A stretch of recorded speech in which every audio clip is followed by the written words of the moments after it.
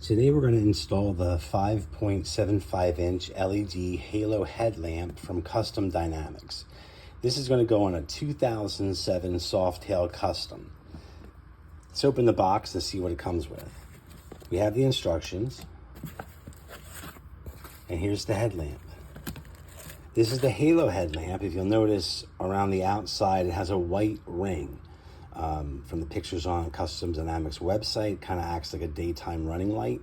So one of the reasons I'm getting this light is because I don't feel I have enough visibility with the stock 2007 light. You can see here's the plug. Once we get that headlight assembly undone, it's a plug and play is everything I'm being told. So let's go ahead and get started. This is a before view real quick of what it looks like with a high beam on. This is the original stock beam that came on the bike from 2007.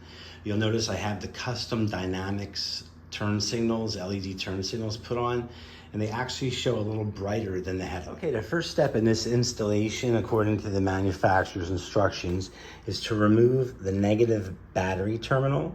To do this, you are going to need a 10mm wrench. All right, the next step is to remove the headlamp retaining ring. On this particular model, the Softail Custom, you'll see there's a screw right here at the bottom. If you take that out, this whole ring will pop off. Depending upon your model, it might be a little bit different. I have the retaining screw removed, and now the trim ring will come out. Be careful. The ring will fall. You don't want it to scratch the fender paint. And here's the inside of the housing. You can see there's the connector right there. It's a straight pull off. You just pull it straight up, it'll come right off. Okay, we're about to put the new light on, and there's nothing on the back that tells you how to orient it. We're maybe like a top indicator or something. I noticed on the front, on the bottom, is the DOT stamp and the Custom Dynamics logo.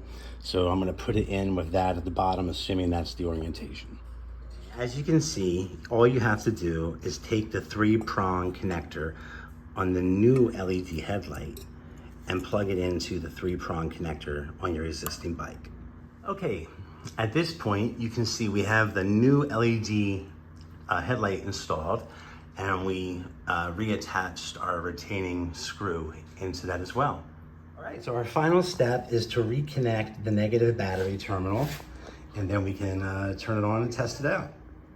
Okay, we have it installed, and you can see now it's much brighter. This is high beam mode with the halo ring. It matches the turn signals from Custom Dynamics as well. Nice feature about this is, let me put on the low beam, and you can see it. You're actually running 2 lights when you're on high beam, as shown here, with 1 light on low. So you're definitely much more visible. I'm very happy with this product. Now it's just time to put the seat back on and go for a ride.